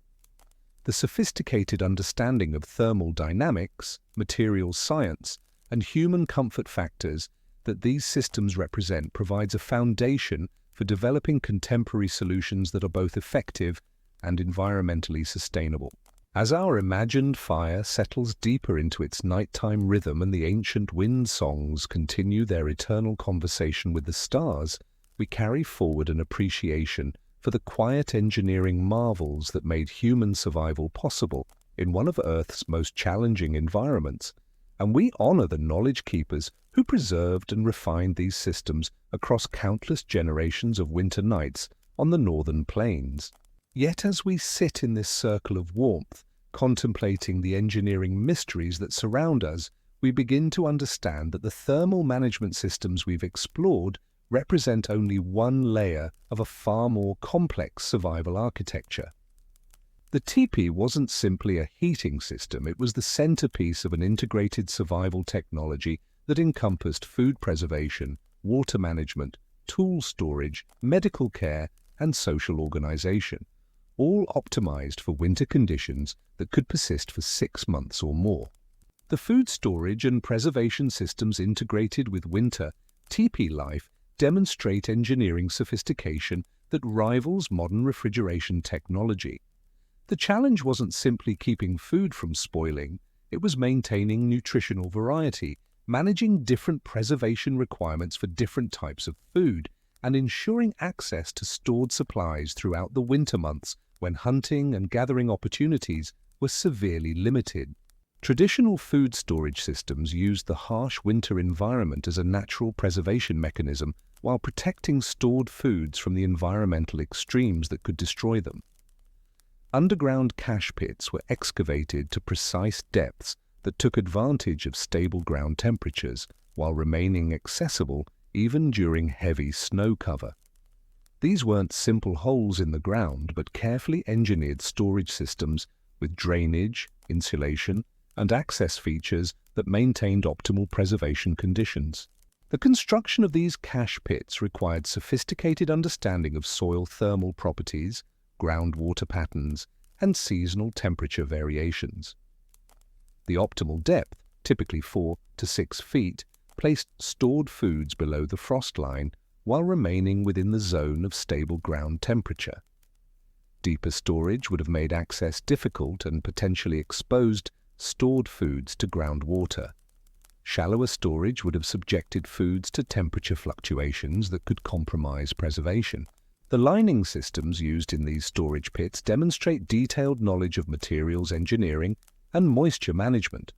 Cache pits were often lined with specially prepared bark, treated hides, or woven grass materials that provided barriers against moisture, rodents, and other threats while maintaining proper air circulation.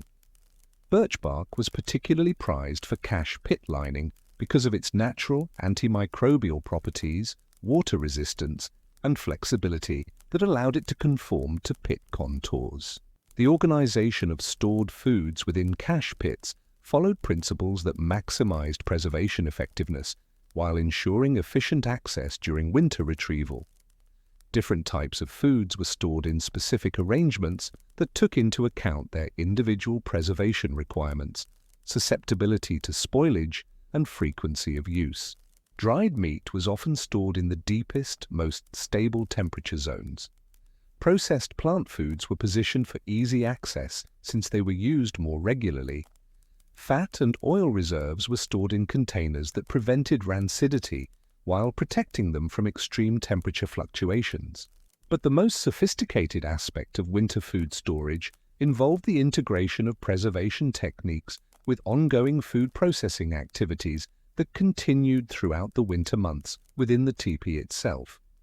The warm, dry environment created by effective thermal management provided ideal conditions for continuing food preparation and processing activities that extended and improved food supplies during the winter months.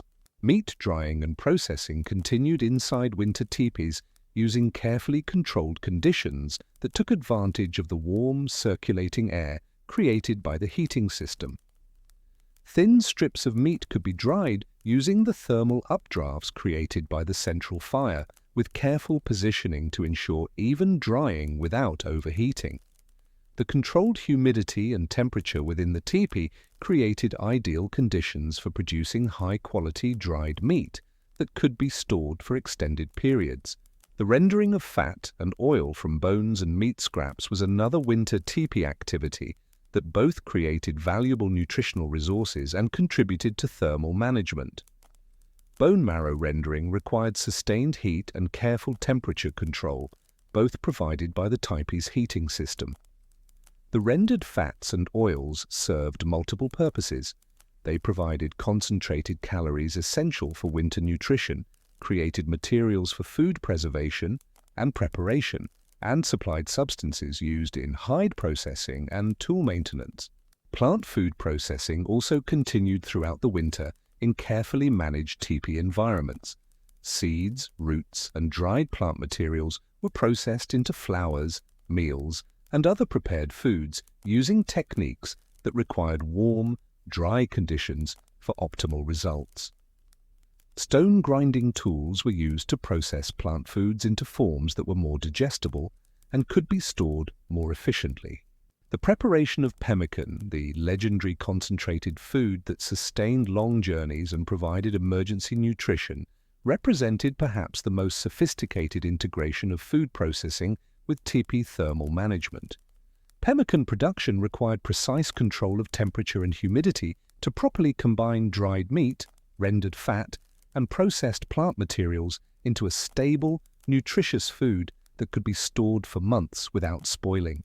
The pemmican making process used the teepee's heating system to maintain optimal temperatures for rendering fat to the proper consistency, drying meat to the correct moisture content, and processing berries and other plant materials to complement the meat and fat base.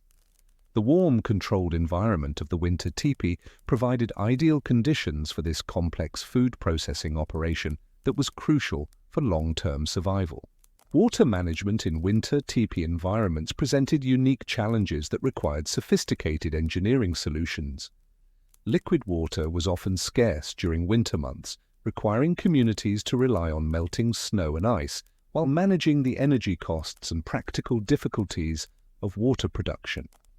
The integration of water heating and management systems with teepee thermal management demonstrates remarkable efficiency and practical innovation. Snow and ice melting systems used the teepee's heating capacity to produce water while minimizing fuel consumption and maximizing thermal efficiency. Specialized containers and melting techniques allowed for efficient water production without overwhelming the heating system or creating excessive humidity within the teepee. Clay pots, hide containers, and stone vessels were used for different types of water heating and storage applications, each chosen for specific thermal and practical properties. The positioning of water heating operations within the teepee took advantage of thermal circulation patterns to maximize heating efficiency while managing steam and humidity. Water heating was typically conducted in zones where rising warm air would carry away excess moisture while providing adequate heat for melting and warming operations. The timing of water heating activities was coordinated with other thermal management activities to maximize overall system efficiency. Water storage within the teepee environment required techniques that prevented freezing while maintaining water quality and accessibility. Insulated storage systems used natural materials and strategic positioning to keep water supplies liquid and accessible throughout the winter months. Large hide containers were often used for water storage, taking advantage of their insulating properties and flexibility to accommodate thermal expansion and contraction. The integration of water management with food preparation and processing created synergistic effects that improved overall winter survival capabilities. Heated water was used for food preparation, cooking, cleaning, and processing activities that continued throughout the winter months. The warm, moist air created by water heating contributed to maintaining comfortable humidity levels within the teepee while supporting ongoing food processing operations. Medical and healthcare systems within winter teepee environments demonstrate sophisticated understanding of both preventive and treatment approaches to maintaining human health during extended periods of cold weather confinement. The warm, controlled environment of the teepee provided ideal conditions for medical treatments and health maintenance activities that were crucial for winter survival. Preventive healthcare in winter. Teepee environments focused on maintaining optimal conditions for human health while preventing the respiratory, skin, and nutritional problems that could develop during extended cold weather confinement. The thermal management systems that maintained comfortable temperatures also created environments that supported human immune function and prevented cold-related health problems. Air quality management within winter tipis involved sophisticated understanding of ventilation requirements for maintaining healthy respiratory conditions while minimizing heat loss. The balance between adequate fresh air circulation and thermal efficiency required constant attention and adjustment based on changing conditions and occupancy levels. Too little fresh air could lead to carbon dioxide buildup, increased humidity, and respiratory problems. Too much ventilation could create uncomfortable conditions and excessive fuel consumption. The smoke management systems that controlled combustion products also served important health functions by preventing respiratory irritation and carbon monoxide poisoning. The sophisticated ventilation systems that managed smoke removal while maintaining thermal efficiency represented critical health and safety engineering that was essential for winter survival. Humidity control within winter teepees addressed the challenge of maintaining comfortable and healthy moisture levels while managing the various water sources within the enclosed space. Human respiration, cooking activities, and snow melting could create excessive humidity that led to condensation problems, mold growth, and uncomfortable conditions. Traditional humidity management techniques used natural materials and ventilation strategies to maintain optimal moisture levels. The treatment of winter-related health problems within Tipi environments used both the controlled thermal conditions and the stored medical resources to address injuries, illnesses, and other health challenges that arose during the winter months. The warm environment of the teepee provided ideal conditions for treating frostbite, hypothermia, and other cold-related injuries that could occur despite preventive measures. Medicinal plant preparations and treatments were often stored and prepared within the winter teepee, taking advantage of the controlled temperature and humidity conditions for processing and applying traditional remedies. Many medicinal preparations required warm conditions for proper preparation and application, making the teepee environment ideal for medical treatment activities. The social and psychological aspects of winter teepee life represented another layer of sophisticated engineering, this time focused on maintaining human mental health and social cohesion during extended periods of confinement and isolation. The physical design of the teepee, the organization of interior space, and the management of daily activities all contributed to psychological survival systems that were as important as thermal management for long-term winter survival. The interior spatial organization of winter teepees balanced individual privacy needs with family cohesion requirements in ways that prevented the psychological problems that could develop during extended confinement. The circular layout of the teepee created natural zones for different activities and social functions while maintaining visual and auditory connection between all family members. Personal space allocation within the teepee followed patterns that respected individual needs while maximizing efficient use of limited interior volume. Each family member had designated areas for sleeping, storage, and personal activities, but these individual spaces were integrated into the overall social organization of the teepee interior. The balance between private and communal space was carefully managed to prevent conflicts and maintain family harmony. Activity scheduling and rotation systems prevented the boredom and conflict that could develop during long periods of indoor confinement. Traditional winter teepee life included diverse activities that provided mental stimulation, skill development, social interaction, and productive work that contributed to family and community welfare. These activities were carefully scheduled and organized to maintain interest and engagement throughout the winter months. Storytelling, games, music, and other entertainment activities served important psychological functions while also preserving and transmitting cultural knowledge. The warm, comfortable environment of the well-managed teepee provided ideal conditions for these social and cultural activities that maintained mental health and community connections during winter isolation. Educational activities within winter teepees provided opportunities for skill development and knowledge transmission that took advantage of the extended indoor time to advance individual capabilities and preserve cultural knowledge. Children learned essential survival skills, cultural traditions, and technical knowledge through instruction and practice that occurred throughout the winter months. The integration of productive work with social and educational activities created winter routines that maintained psychological health while advancing practical capabilities.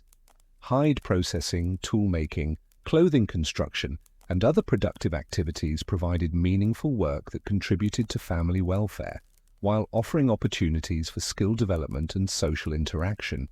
Tool storage and maintenance systems within winter tipis demonstrate sophisticated organization and engineering that maintained essential equipment in optimal condition while maximizing efficient use of limited interior space. The tools required for winter survival, hunting equipment, food processing tools, hide working implements, fire management tools, and construction materials represented significant investments of time and resources that required careful preservation and maintenance. Storage systems for different types of tools took into account their specific preservation requirements, frequency of use, and space limitations within the teepee environment. Hunting equipment required storage conditions that maintained weapon accuracy and reliability while protecting expensive and irreplaceable components. Stone tools needed protection from moisture that could affect their hafting and effectiveness. Metal tools, when available, required storage conditions that prevented corrosion and maintained cutting edges. The organization of tool storage balanced accessibility with space efficiency and preservation requirements.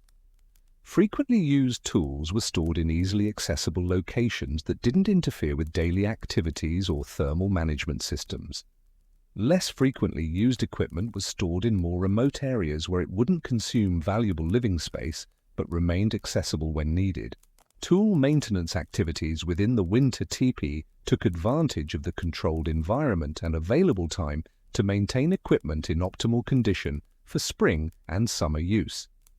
The warm, dry conditions within the teepee provided ideal conditions for tool maintenance activities that required steady hands, good lighting, and controlled temperature conditions. Weapon maintenance and repair activities required specialized knowledge and carefully controlled conditions that the winter teepee environment provided. Arrow straightening, bowstring maintenance, spear point hafting, and other weapon maintenance activities were often performed during winter months when hunting pressure was reduced and time was available for detailed work. Hide processing and leather working tools required regular maintenance to maintain their effectiveness for the continuous hide processing activities that occurred throughout the winter. Scrapers needed sharpening, awls required point maintenance, and specialized processing tools needed care and adjustment to maintain their precision and effectiveness. As our fire burns lower and the mysteries of winter survival engineering continue to unfold in the dancing shadows on our teepee walls, we begin to appreciate the full complexity of the survival systems that made human life possible in these harsh environments. Every aspect of winter teepee life, thermal management, food systems, water management, healthcare, social organization, tool maintenance, represented sophisticated engineering solutions that were integrated into comprehensive survival technologies. The remarkable achievement of these traditional systems wasn't simply that they solved individual survival problems, but that they created integrated solutions that addressed multiple challenges simultaneously while maintaining sustainability and cultural continuity. The thermal management system that kept people warm also created conditions for food processing, tool maintenance, and social activities. The food storage systems that preserved nutrition also contributed to space organization and social structure. The social organization systems that maintained psychological health also facilitated knowledge transmission and skill development. This integration of multiple survival functions into coherent, sustainable systems represents engineering sophistication that modern technology often struggles to match. Contemporary survival systems tend to address individual problems with specialized solutions that require external energy sources, manufactured components, and industrial support systems. Traditional Tipi survival systems achieved comparable or superior results using only renewable local resources and knowledge systems that could be maintained and transmitted without technological infrastructure. The sustainability and resilience of these traditional systems offer important lessons for contemporary approaches to sustainable living, energy efficiency, and climate adaptation. The principles and techniques developed through thousands of years of winter survival experience provide models for developing modern solutions that are both effective and environmentally responsible. As we contemplate the glowing coals of our imagined fire and listen to the eternal conversations between wind and stars, we carry forward not just admiration for these engineering achievements, but understanding that human ingenuity, applied with patience and wisdom across generations, can create solutions to seemingly impossible challenges. In the warm sanctuary of accumulated knowledge and practical skill, we find inspiration for addressing the survival challenges of our own time with the same dedication to sustainability, integration, and long-term thinking that characterize the quiet engineering marvels of the winter Tipi. The wind continues its ancient songs, carrying forward the voices of countless generations who mastered the art and science of winter survival, and in their whispered wisdom we find both humility before the complexity of survival and confidence in the human capacity to find elegant solutions to the fundamental challenges of living in harmony with the natural world. As the mysteries of thermal engineering settle into our consciousness, like embers finding their place in the night's fire, let us turn our attention to a different aspect of winter Tipi life, the subtle but significant ways that social position and spiritual responsibility shaped the experience of surviving harsh seasons on the plains.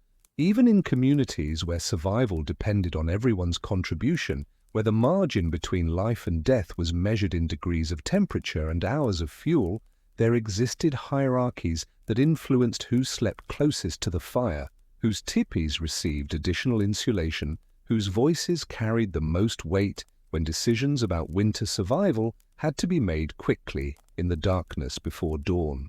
Picture, if you will, the tipi of a respected band leader during the depths of winter. From the outside, it might not look dramatically different from the other hide-covered cones scattered across the winter camping ground. The same basic construction, the same materials, the same fundamental relationship between human shelter and the vast cold landscape surrounding it.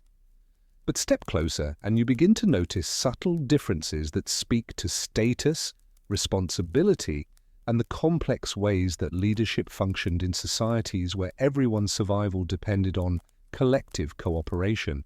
The tipi itself is larger, not ostentatiously so, but noticeably bigger than the family shelters around it. This extra size serves practical purposes that go beyond personal comfort. Leaders needed space for the council meetings that winter survival often required, room for the visitors and messengers who brought news from other bands, storage area for the additional supplies that communities often entrusted to their most reliable members during times of scarcity. But size alone doesn't tell the full story. Look more carefully at the hides used in construction, and you'll see materials that represent not just functional shelter, but accumulated wealth and social relationships. The finest buffalo hides, selected not just for their thickness and durability, but for their uniformity and the skill with which they were processed. Elk hides chosen for their particular softness and flexibility. Some panels decorated with painted designs that served both spiritual and social purposes, symbols that indicated the leader's relationships with powerful spiritual forces, patterns that told stories of successful hunts or victorious battles, colors that had been traded from distant regions and spoke to the leader's connections across vast networks of plains communities. Inside, the differences become even more apparent. The inner lodge, that sophisticated insulation system we explored earlier, is constructed with extra care and additional layers. Where ordinary families might use a single inner hide to create dead air space, the leader's lodge might have 2 or even 3 layers, creating multiple thermal barriers that maintain warmth more effectively and for longer periods when the fire burns low. The floor covering tells its own story of status and comfort. While typical families arrange sleeping areas with whatever hides and furs they can gather, the leader's lodge displays carefully selected and expertly prepared materials. Buffalo robes, tanned to perfect softness, arranged in overlapping layers that provide both insulation and comfort. Bear hides that require dangerous hunts to obtain, their thick fur creating luxurious sleeping surfaces. Wolf and coyote pelts that speak to the hunter's skill and courage, their distinctive markings adding visual beauty to functional comfort. But perhaps most significantly, the fire in the leader's teepee burns with a steadiness and intensity that reflects both practical resources and social support. Where ordinary families must carefully ration their fuel, constantly calculating how long their wood supply will last, the leader's fire receives regular contributions from community members who understand that their leader's warmth and comfort directly affect everyone's survival chances.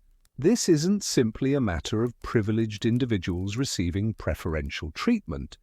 The leader's tipi serves functions that benefit the entire community. It's here that the sacred bundles, collections of spiritually powerful objects that are believed to influence hunting success, weather patterns, and community welfare, are stored and tended. These bundles require specific environmental conditions to maintain their spiritual effectiveness. They must be kept warm and dry, protected from contamination, accessible for the ceremonies that winter survival often demands. During the long winter evenings when storytelling and cultural transmission become primary activities, the leader's tipi serves as a kind of informal classroom where young people learn not just survival techniques, but the complex social and spiritual knowledge that holds Plains communities together. The extra space and superior warmth make it an ideal gathering place for these educational sessions, while the leader's presence lends authority and importance to the knowledge being shared. The fire itself becomes a focal point for activities that go beyond simple heat production. This is where important decisions about community welfare are debated and made. The steady, bright flames provide light for the detailed work of planning hunting strategies, organizing winter moves, negotiating with other bands, managing the complex logistics of keeping large groups alive through harsh seasons. The warmth enables people to think clearly and speak at length without the distraction of cold and discomfort. But leadership in Plains communities wasn't simply about individual authority. It was deeply connected to membership in specialized societies that carried specific responsibilities for community welfare. These societies had their own winter routines and requirements that added another layer of complexity to the social dynamics of teepee life. Consider the winter lodge of a member of a warrior society, one of those groups of young and middle-aged men who took responsibility for hunting, warfare, and community defense. Their teepees might not be as large as those of political leaders, but they displayed their own markers of status and responsibility. Weapons received special care and prominent display, not just as practical tools, but as symbols of the society's commitment to protecting the community. Special painted designs on teepee covers indicated membership in particular societies and proclaimed the occupant's role in community defense. Inside these lodges, winter evenings were spent in activities that reinforced both individual skills and group solidarity. Weapons were cleaned, repaired, and improved during the long hours when outdoor activities were impossible. Stories were told that reinforced cultural values about courage, sacrifice, and loyalty. Young men who aspired to society membership were instructed in the techniques and values they would need to master. But perhaps most importantly, these society lodges served as communication centers where information about external threats, game movements, and weather patterns was collected, analyzed, and distributed. Members took turns serving as scouts and sentries even during winter, and their reports were shared and discussed during evening gatherings around society fires.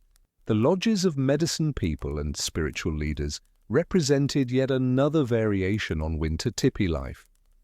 These spaces had to accommodate not just the practical needs of winter survival, but the specific requirements of spiritual practice and healing work. Extra ventilation might be needed for ceremonial smoking. Additional storage space was required for the plants, minerals, and other materials used in healing and religious ceremonies. Special arrangements had to be made for the privacy that spiritual work often required. During winter, when travel was difficult and dangerous, these spiritual leaders often found themselves serving larger areas than they could during warmer seasons. People would make dangerous journeys through harsh weather to seek healing, spiritual guidance, or participation in ceremonies that were believed to influence spring's return and the next year's hunting success. The medicine person's teepee had to be able to accommodate these visitors while maintaining the spiritual conditions necessary for effective ceremonial work. The preparation of medicines and ceremonial materials created its own winter routine in these lodges. Plants that had been gathered during warmer seasons needed to be processed, prepared, and stored in ways that preserved their healing properties.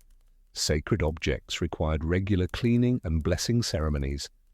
The spiritual leader's knowledge of songs, prayers, and ceremonial procedures had to be maintained and transmitted to apprentices during the long winter evenings when such teaching was possible.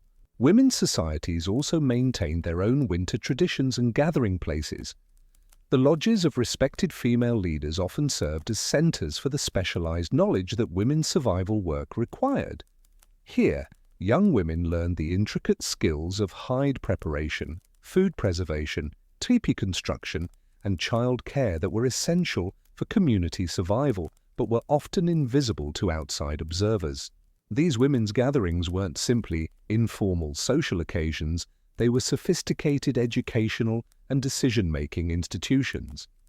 The most experienced women served as teachers and advisors for younger community members, sharing knowledge that could mean the difference between successful and failed attempts at the complex tasks that winter survival required. They also made collective decisions about resource allocation, work scheduling, and social problems that affected community welfare. The winter lodges of elderly community members represented perhaps the most poignant aspect of Plains social hierarchies. Age brought respect and authority in cultures that valued accumulated wisdom and experience. The teepees of respected elders received special attention and care from younger community members who understood that these individuals represented irreplaceable repositories of cultural knowledge.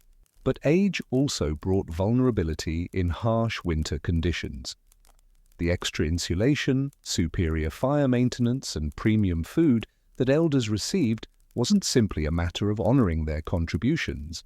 It was a practical necessity for keeping alive the people whose knowledge might be needed to survive unprecedented challenges or unusual circumstances.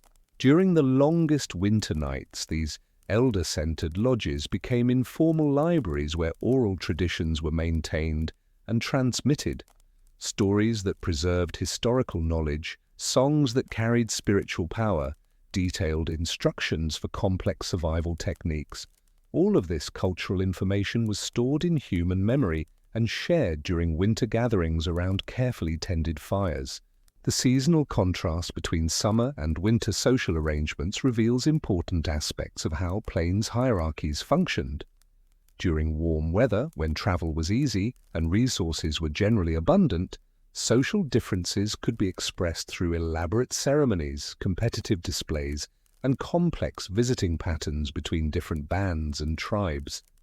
Winter compressed all of this social complexity into the intimate space of individual teepees and the immediate survival needs of small communities. Yet even in this compressed environment, the subtle markers of status and responsibility continued to function. The quality of someone's winter clothing, the steadiness of their fire, the frequency of visitors to their lodge, the kinds of foods they were able to share, all of these details communicated information about social position and community role, even when everyone was focused primarily on simply surviving until spring The redistribution of resources that winter survival required also revealed the practical foundations of plains leadership. Leaders weren't simply people who commanded others, they were individuals who had demonstrated their ability to make decisions that kept communities alive under stress, who had proven their willingness to sacrifice personal comfort for collective welfare, who possessed the knowledge and judgment that successful survival depended on. During the harshest periods of winter, when food ran low and fuel became scarce, the true test of leadership wasn't the ability to command obedience, but the willingness to ensure that others stayed warm and fed, even when resources were desperately limited. Leaders were expected to give away their own resources before allowing community members to suffer, to sleep closer to the cold edges of tipis so that others could occupy the warmest positions near fires, to take the most dangerous tasks upon themselves rather than asking others to face unnecessary risks. This ethic of leadership through service created a form of social hierarchy that was constantly validated through practical performance rather than inherited privilege. A leader who made poor decisions about winter survival, who hoarded resources while others suffered, or who failed to fulfill the responsibilities that their position entailed, would quickly lose the community support that made their authority possible in the first place. As our night vision adjusts to the dimmer light of banked fires, and our thoughts turn toward the deeper rest that winter nights encourage, we find ourselves reflecting on the complex ways that human societies organize themselves even under the most challenging circumstances.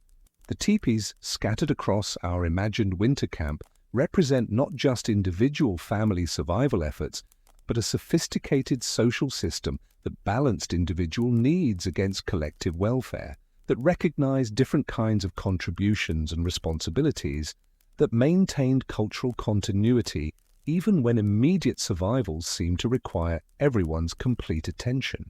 The gentle differences in warmth and comfort between different lodges speak to something fundamentally human: the need to acknowledge different kinds of value and different levels of responsibility, even when everyone faces the same basic challenges.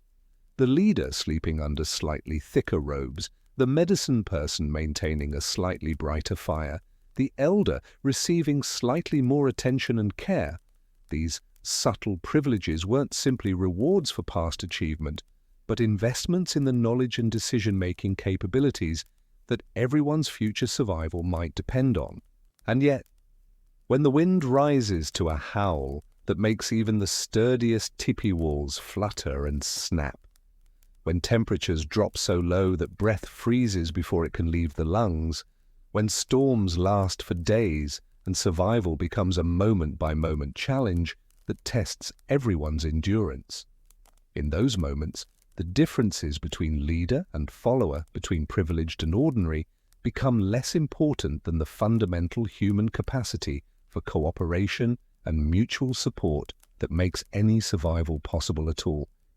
The fire burns lower now, settling into the deep red glow of coals that will maintain their heat through the quiet hours before dawn. Outside, the same wind that challenged our ancestors continues its endless conversation with itself across the plains. But inside, wrapped in the accumulated wisdom of countless generations of winter survivors, we drift towards sleep, knowing that human intelligence and human compassion created warmth and safety and dignity even in the most challenging circumstances history has to offer. As our journey through the winter world of tipi life draws to its close, let us settle back into the gentle warmth of our own comfortable spaces and reflect on the remarkable story we've shared tonight. We began in the cold dawn of an ordinary winter morning on the Great Plains, feeling the shock of frigid air against sleep-warmed skin, learning to navigate the daily routines that kept families alive when survival was measured in degrees of temperature and hours of carefully hoarded fuel.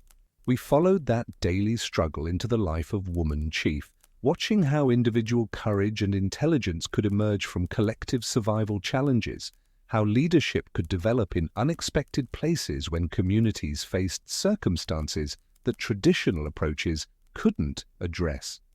Her story reminded us that history's most significant changes often happen quietly, around winter fires, in conversations between people who are focused primarily on seeing another sunrise, but who discover in the process that they're capable of more than anyone had imagined possible. From there, we drifted into the deeper mysteries of how those remarkable shelters actually worked, the sophisticated thermal engineering hidden within structures that appeared deceptively simple from the outside. We marveled at knowledge systems that enabled people to create comfort and safety using nothing but materials the natural world provided, and techniques that could be learned through observation and passed down through spoken instruction. Finally, we explored the subtle social hierarchies that functioned even in communities where everyone's survival depended on collective cooperation, where leadership meant taking responsibility for others' welfare rather than commanding their obedience, where privilege was measured not in luxury but in slightly superior conditions that enabled people to fulfill the responsibilities their communities needed them to carry. Through all of these explorations, we've traced the threads that connect practical survival skills to cultural knowledge, individual capability to collective welfare, ancient wisdom to timeless human needs. The people who developed these winter survival techniques faced challenges that we can barely imagine from the comfort of our heated homes and insulated lives. Yet they not only survived, they created rich, complex cultures that sustained human flourishing even in some of the most demanding environments on Earth. Tonight, as you prepare for sleep in your own warm shelter, take a moment to appreciate the remarkable distance we've traveled as a species.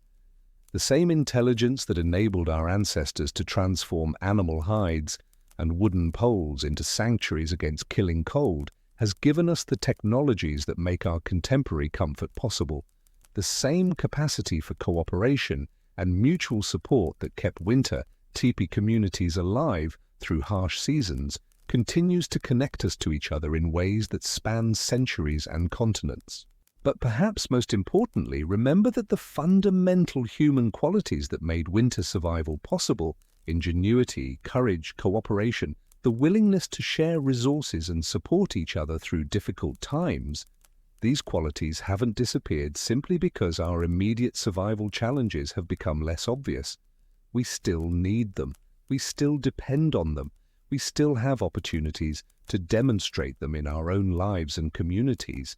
The wind that once carried snow across endless plains still moves through our world, though we may hear it less often from inside our insulated buildings. The fires that once provided the only barrier between families and fatal cold still burn in various forms, though we may take their warmth for granted.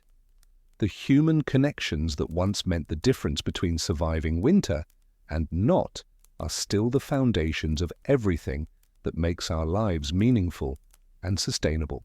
As you drift towards sleep tonight, let the gentle rhythm of your own breathing remind you of all the breaths that came before, the countless winter nights when people fell asleep grateful for warmth, surrounded by family, secure in the knowledge that human intelligence and cooperation had created safety in a challenging world.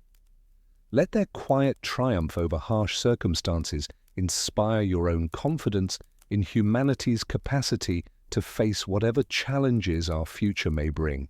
The stars that shine down on your contemporary shelter are the same stars that provided navigation for winter hunters returning to teepee camps with game that would keep their families fed for another few days.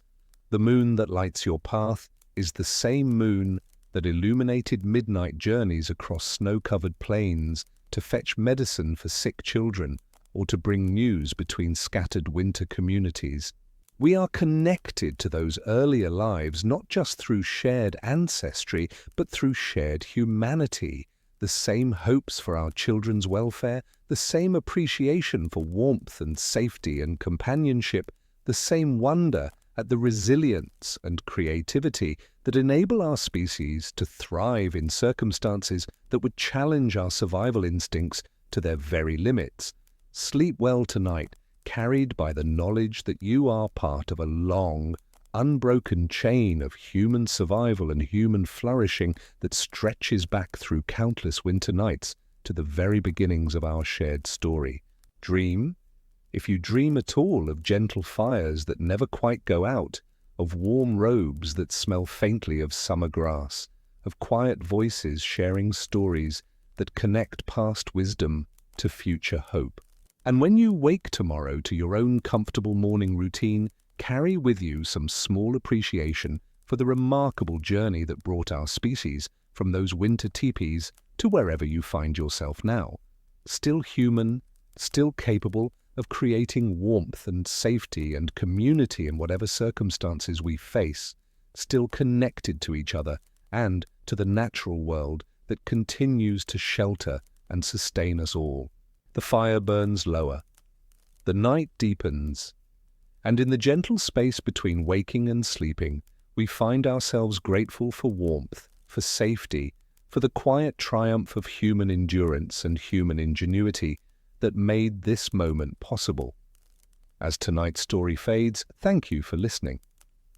I share new, quiet walks through history almost every day, so you're always welcome back. There's a fresh tale waiting below, or you can subscribe to Stay with Our Nighttime Family. Sweet dreams.